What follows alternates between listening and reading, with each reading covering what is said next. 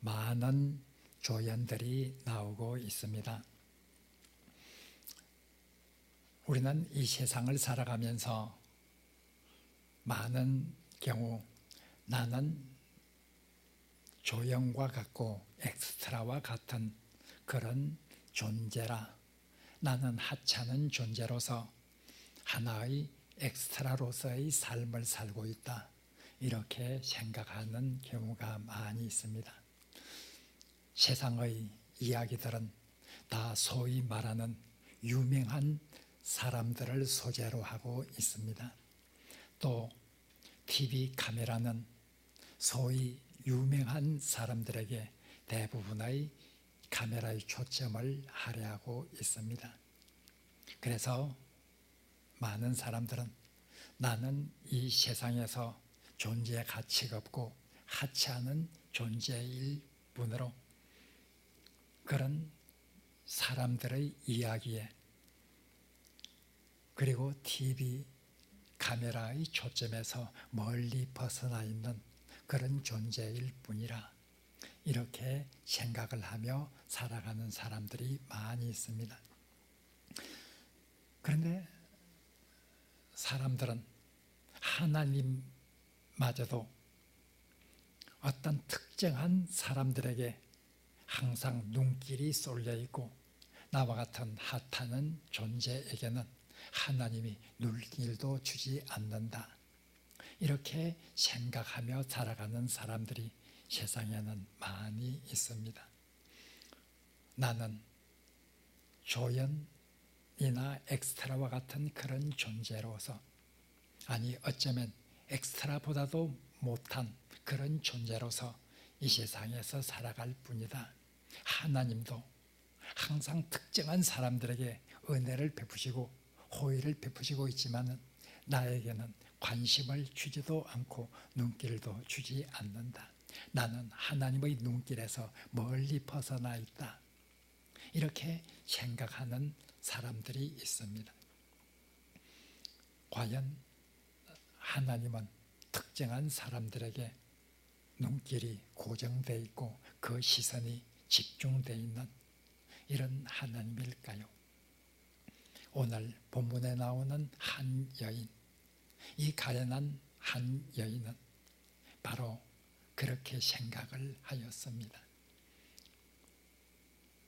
하나님의 눈길은 특정한 사람들에게 집중되어 있고 나와 같은 하찮은 존재에게는 눈길도 주지 않는다. 하나님을 그렇게 이해를 하고 있었습니다. 오늘 본문의 이야기를 통해서 우리에게 주는 그런 귀한 메시지가 무엇인가를 살펴보아야 합니다. 이 사르밧 여인, 이 사르밧에 있었던 한 과부, 사르밧은 이스라엘 지경에 속한 땅이 아니었습니다. 오늘 9절에 보면 시돈에 속한 사르밧으로 가라, 시돈이라고 하는 그곳에 있었습니다. 시돈의 영역권에 있었던 마을이었습니다. 거기에 한 과부가 있었습니다. 이 과부는 극심한 가뭄으로 인해서 먹을 것을 구할 수가 없었습니다. 이제 자기 집에 남은 양식이라고는 가루 한 움큼과 기름 조금밖에 남아있지를 않습니다. 이제 이 과부는 남아있는 양식인 이 모든 것을 털어서 떡을 만들어 아들과 함께 먹고, 이젠 양식이 다 떨어져서 죽기만을 기다려야 되겠다. 이젠 마지막 남은 것으로 떡을 만들어 먹고 죽음을 기다릴 수밖에 없는 이런 상황에 있는 가련한 여인이었습니다. 그런데 그때 마지막 떡을 만들어 죽기를 각오한 이 여인의 집에 엘리야가 나타났습니다. 바로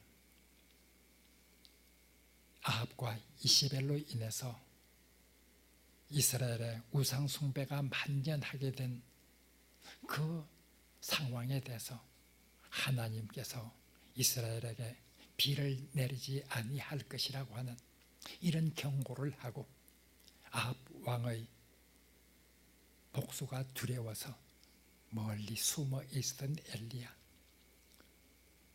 바로 그가 하나님의 명령을 받고 사르밧에 나타나서 이 과부에게 다가왔습니다. 과부에게 나를 위해서 물을 달라, 그리고 나를 위해서 떡 한 조각을 달라. 사르밧 과부가 말합니다. 나는 떡이 없습니다. 나에게는 마지막 양식을 가지고 음식을 만들어 내 아들과 함께 먹고 죽음을 기다려 하고 있는 이런 상황에 있습니다.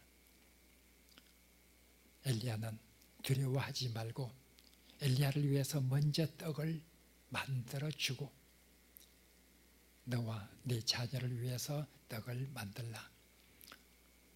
가뭄이 끝날 때까지 네 가루와 기름이 떨어지지 아니할 것이다. 이렇게 자기 앞에 나타나서 말하는 엘리야의 말을 순종하는 것은 특히 이방인으로서 이 이스라엘에서 온 한 사람의 말을 순종하는 것은 굉장히 어려웠습니다. 그런데도 이 여인은 그 말에 순종을 하였습니다. 그랬더니 엘리야가 말한 대로 그 집에 밀가루통에 가루가 떨어지지 아니하고 기름병에 기름이 떨어지지 아니하는 이런 놀라운 은혜를 입게 되었습니다. 죽음으로부터 구원을 받았습니다. 그러나 얼마 후에 그 집에 큰 환란이 생겼습니다. 아들이 죽었습니다. 고대 사회에서 이 여인은 아들을 희망으로 삼고 살아가는 가련한 여인이었습니다. 그런데 그 아들이 죽었습니다. 이 사르밧 여인은 엘리야에 대해서 불평과 원망을 쏟아냅니다. 18절에 보면 엘리야에게 말합니다. 도대체 당신이 나와 무슨 상관이 있기 때문에 내게로 와서 내 죄를 기억나게 하고 또 내 아들을 죽게 만들었습니까? 이 말의 뜻이 우리가 성경을 읽으면 명확하게 드러나지를 않습니다. 18절에 나오는 이 말의 뜻은 다음과 같은 뜻입니다. 당신은 하나님의 사람으로서 당신이 우리 집에 오지 않았다고 하면 나 같은 하찮은 여인에게 하나님은 관심도 없었을 것이고 내가 지은 죄, 내가 사는 이 모든 것에 대해서 하나님은 시선을 주지도 않고 아무 관심도 없이 그렇게 지나갔을 텐데 당신이 나에게 와서 하나님의 사람인 당신이 나에게 와서 하나님의 관심은 엘리야에게 집중되고 엘리야 곁에 있는 나의 상황도 하나님의 눈길에 들어가게 되어서 결국은 하나님의 진노를 받아 내 아들이 이렇게 죽게 되었다. 당신이 오기 전에는 하나님의 관심은 나에게 전혀 없었던 하찮은 존재로 하나님의 시선은 하나님의 눈길은 나에게 있을 턱이 없는데 당신 때문에 당신을 향하시는 하나님의 눈길 안에 내가 들어가게 되었고 나는 그로 인해서 하나님의 진노를 받아 내 아들이 죽임을 당하게 되었다. 당신 때문이다. 이렇게 원망을 하는 것이 18절에 있는 그 내용의 의미입니다. 나 같은 하찮은 여인, 누가 하나님이 거들떠보기라도 하겠는가? 나는 엑스트라 보다도 못한 존재고 당신은 하나님 앞에서 주형과 같은 하나님의 사람으로서 하나님의 눈길이 당신에게 있게 되어 나는 이런 불행을 당하게 되었다. 왜 나에게 왔느냐 하고 원망과 불평을 쏟아냅니다. 이 여인의 생각에 대해서 어떻게 생각하십니까? 당신이 오지 않았더라면 하찮은 나 같은 존재에게 하나님은 눈길조차 주지 않을 텐데 당신 때문에 나는 하나님의 시선 안에 들어오게 되었다. 이 여인의 말에 대해서 오늘 본문은 무엇을 말하고 있습니까? 하나님은 엘리야 때문에 이 사르밧 과부에게 관심을 가지게 되었을까요? 오늘 본문 9절은 분명히 우리에게 말하고 있습니다. 엘리야가 사르밧 과부의 집에 이르기 전부터 하나님은 사르밧 과부를 보고 계셨다는 것입니다. 하나님께서 엘리야를 사르밧 과부에게 보낸 것입니다. 하나님께서 사르밧 과부를 보았습니다. 그의 눈길은 사르밧 과부에게 머물러 있었습니다. 하나님께서 엘리야를 그곳으로 보냈습니다.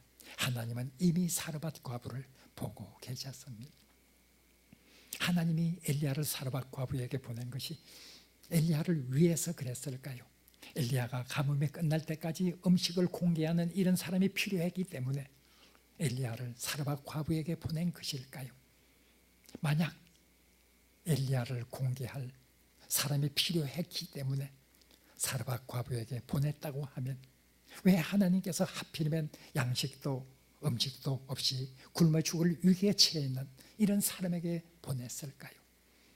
하나님께서 만약 엘리야를 위해서 엘리야가 음식을 공급받도록 하기 위해서 보낸 것이라고 하면 엘리야를 결코 이 가나안 집으로 보내지 않았을 것입니다. 음식이 풍족한 그런 사람에게 보냈을 것입니다. 하나님께서 엘리야를 사르밧 과부에게로 보낸 것은 엘리야를 위한 것이 아니라 사르밧 과부를 위한 것이었습니다. 죽음을 앞두고 있는 사르밧 과부, 아들과 함께 마지막 남은 양식을 통해서 음식을 먹고 죽기 위해서 남아있는 그 가련한 여인을 하나님께서 불쌍히 여기셨기 때문에 엘리야를 사르밧 과부의 집으로 보내게 되었습니다.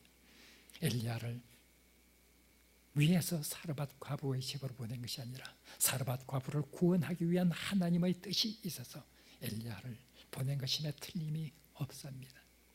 사르밧 과부는 하나님은 나 같은 하찮은 존재에게는 관심도 쓰지 않으시고 엘리야가 왔기 때문에 그 시선에 하나님의 시선에 내가 들어갔을 뿐이라고 말하고 있지만 오늘 본문은 그렇지 않다고 말하고 있습니다. 하나님은 사르밧 과부를 보고 계셨습니다. 엘리야가 사르밧 과부 집에 이르기 전에도 하나님은 사르밧 과부를 보시고 그에게 도움을 주시기 위해서 노력하셨습니다. 사르밧 과부는 엘리야를 원망을 합니다. 당신 때문에, 당신이 우리 집에 왔기 때문에 내 아들이 이렇게 죽게 되었다. 하나님의 시선이 당신에게 있게 되고 당신 옆에 있는 나에게도 하나님의 눈길이 미치게 되어서 결국 내 아들이 죽게 되었다. 당신 때문에 내 아들이 죽게 되었다. 이렇게 말하고 있습니다. 그러나 정작 이 여인은 모르고 있었습니다. 하나님이 엘리야를 보내시게 된 것은 바로 그 죽게 될 아이를 살리기 위한 하나님의 놀라운 은혜의 선물이었다고 하는 것을 이 여인은 알지 못하고 있었습니다. 하나님의 은혜의 선물로 엘리야를 보냈습니다. 앞으로 죽게 될 이 상황에 처하게 될 것을 아시고 하나님께서 이 과부의 집에 엘리야를 보내셨습니다. 여인은 나 같은 하찮은 존재라고 말하고 있지만 하나님의 눈길에서 이 여인은 하찮은 존재가 결코 아니었습니다. 하나님의 은혜는 더욱더 넘칩니다. 하나님이 엘리야를 보내셨기 때문에 그 집에 양식이 생기게 되고 죽음에서 구원을 받았고 그 아들도 죽음에서 다시 일으킴을 받았습니다. 그러나 그뿐만 아닙니다. 이 이방 여인은 하나님을 인식하게 되는 놀라운 은총을 받게 됩니다. 오늘 본문은 24절로 끝나게 됩니다. 24절에서 이 여인은 말합니다. 당신은 진실로 하나님의 사람이다. 그리고 바로 당신의 입에서 나오는 그 모든 여호와의 말씀은 진실로 하나님의 신실한 말씀이라. 하나님을 경외하는 이런 여인이 되었습니다. 하나님의 은총의 결과였습니다. 나 같은 하찮은 존재까지 하나님이 어떻게 관심을 가질 수 있으랴, 이렇게 생각하는 사람들이 많이 있을 수 있습니다. 세계 인구 77억이 넘습니다. 77억이 넘는 인구 가운데서 어떻게 하나님의 눈길이 나에게 쏠릴 수가 있을까? 어떻게 하나님께서 나에게까지 관심을 가질 수가 있을까? 이렇게 생각하며 살아가는 사람들이 많이 있을 수 있습니다. 그리스도인들도 하나님의 눈길은 특정한 사람들을 위해서 고정되어 있을 뿐 나 같은 하찮은 존재에게는 눈길조차 주지 않는다고 생각하며 살아갈 수가 있을 것입니다. 그러나 성경은 그렇게 말하고 있지를 않습니다. 하나님 앞에는 누구도 하찮은 존재가 없습니다. 창세기 16장에 보면 하갈의 이야기가 나옵니다. 아주 하찮은 존재입니다. 그는 여자였습니다. 고대 세계에서 여자의 존재라는 것은 참으로 미미한 가치가 있을 뿐입니다. 그것도 종이었습니다. 여종이었습니다. 그것도 이방 여인이었습니다. 그 여인은 애굽의 땅에서 왔던 이방 여인, 애굽 여인이었습니다. 정말 하찮은 존재였습니다. 이방인이었고 여자였고 종으로 있는 이 여인 하갈은 사라의 학대를 못 이겨 그 집에서 도망을 쳐 나왔습니다.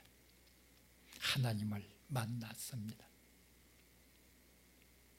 하나님께서 사라를 격려해 줍니다. 사라가 그 하나님을 만난 후에 하나님을 일으켜서 하나님의 이름을 살피시는 하나님이라 이렇게 하나님을 불렀습니다. 나 같은 하찮은 존재에게까지도 하나님은 살펴보고 계신다. 이 사실을 깨닫고 얼마나 감격했는지 모릅니다. 나 같은 하찮은 존재에게까지도 하나님은 보살피고 계신다. 그 사실을 깨닫고 용기를 얻었습니다. 삶의 희망을 갖게 되었습니다. 그래서 살피시는 하나님을 확신하면서 도망쳐 나왔던 그 아브라함의 집으로 돌아가게 됩니다. 우리 중에 정말 나는 하찮은 존재로서 하나님의 눈길에서 벗어나 있다고 생각하는 사람이 있습니까? 결코 성경은 그렇게 말하고 있지 않습니다. 우리는 하나님 앞에서 주연입니다. 세상 사람들의 눈길에서는 소외되어 있을지라도 세상 사람들의 이야기에서는 주변적인 인물로 살아갈 수밖에 없는 존재일지라도 하나님 눈길에서는 바로 주연입니다. 한 사람 한 사람이 모두가 주연입니다. 한 사람 한 사람의 모든 것은 하나님의 살핌 가운데 있습니다. 만약 하나님께서 특정한 사람에게만 눈길이 주어지고 있다고 하면 어떻게 하나님께서 심판주가 될 수 있겠습니까? 심판주가 될 수 있다는 것은 한 사람 한 사람의 모든 것을 다 알고 감찰하고 계시고 보살피고 계시기 때문에 심판주가 될 수 있을 것입니다. 하나님은 만민의 심판주입니다. 만민의 심판주라고 하는 것은 만민 한 사람 한 사람, 세계 인구 77억일지라도 그 한 사람 한 사람을 다 살펴보고 계시고, 바로 그 한 사람 한 사람은 하나님의 눈길에서는 바로 주연으로서 살아가고 있다고 하는 것을 우리에게 말해주고 있습니다. 사랑하는 성도 여러분, 나는 왜 이렇게 존재 가치가 미미할까? 왜 나는 이렇게 하찮은 존재일 수밖에 없을까? 생각하는 분이 있습니까? 하나님은 결코 그러한 생각을 가지게 되지 않기를 원하시고 있습니다. 하나님의 눈길, 그 앞에서는 우리 모두가 한 사람 한 사람이 다 주연입니다. 하나님의 사랑을 받는 피조물입니다. 하나님께서 도와주시기를 원하시며 관심을 기울이시고 있는 하나님의 아름다운 피조물입니다. 우리의 이야기, 세상의 마지막 날 우리가 예수님 앞에 섰을 때 우리 한 사람 한 사람의 이야기는 모든 사람들 앞에서 들려지게 될 것입니다. 우리 한 사람 한 사람 이야기, 우리는 주연으로서 아름다운 이야기를 만들어 가야만 합니다. 언젠가 하나님 앞에서 모든 것이 공개되고 우리의 삶의 이야기가 한 편의 드라마처럼 펼쳐지게 될 그때에 아름다운 이야기로 펼쳐질 수 있도록 우리가 힘있게 세상을 살아가야 합니다. 아름다운 이야기로 우리의 삶의 이야기를 만들어 가야만 합니다. 나는 우리 교회에 있는 많은 사람들의 이야기를 듣고 보면서 세상 사람들에게는 숨겨져 있는 저 이야기들, 저 인생의 이야기, 수많은 삶의 애환이 담겨있는 그 이야기를, 만약 위대한 문학가가 저 이야기를, 세상 사람들에게 하찮아 보이는 저 사람의 이야기를 위대한 문학가가 한 편의 소설로 쓴다고 하면, 한 편의 글로 쓴다고 하면 얼마나 많은 사람들을 감동시키고 얼마나 많은 사람들의 심금을 울릴 수 있는 이런 한 편의 이야기가 될 수 있을까 생각을 해봅니다. 하찮은 그런 사람일지라도 그 이야기가 유명한 문필가의 손에 붙잡혔다고 하면은 얼마나 많은 사람을 울리게 되는가. 우리 사랑의 빛교회에서 하찮은 존재라고 생각하면서 이름 없이 살아가고 있는 그런 사람들, 제가 그런 사람들의 이야기를 들으면서 이런 이야기가 위대한 문학가의 손에 한 편의 이야기로 쓰여진다고 하면 어떤 이야기보다도 더 위대한 작품이 될 수 있을 것이라, 이런 생각을 하게 됩니다. 세상 마지막 날 우리의 이야기, 우리 삶의 이야기, 우리가 주연이 되어서 살았던 한 편의 드라마 같은 이야기는 세상 마지막 날 주 예수 그리스도 앞에서 다 공개되게 될 것입니다. 우리는 아름다운 이야기를 만들어가는 한 편의 주인공이라고 생각하면서 이 세상을 힘있게 살아가면서 우리의 이야기를 아름다운 이야기로 만들어 갈 수 있도록 하루하루 노력하며 살아야 합니다. 우리 사랑의 빛교회 모든 성도들이 바로 이런 이야기를 만들어가는 아름다운, 하나님의 눈길 앞에서 아름다운 이야기를 만들어가는 그런 놀라운 하늘의 은총이 있기를 간절히 바랍니다.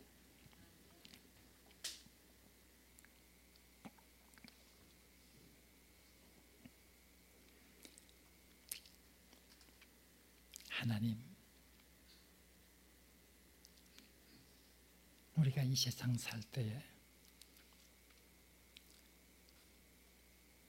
어려움이 만날 때에 하나님의 눈길에서 우리의 삶이 벗어나 있다고 생각하지 않게 하여 주옵소서. 우리는 하찮은 존재라고 생각할 수밖에 없는 삶을 살지라도 우리 속에 하나님의 이야기에서 하나님의 눈길에서 참으로 주연으로서 살아가고 있다고 하는 놀라운 자부심을 가지고 살아갈 수 있게 하여 주옵소서. 우리는 세상 사람들에게 무명한 자이지만 참으로 하나님 앞에서 유명한 자라고 하는 확신을 가지고 살아간 바울처럼 우리 삶을 힘있게 살아갈 수 있게 하여 주옵소서. 우리를 도와주시는 하나님의 능력을 바라보며 이 세상 살아갈 수 있게 하여 주옵소서. 예수님 이름으로 기도합니다.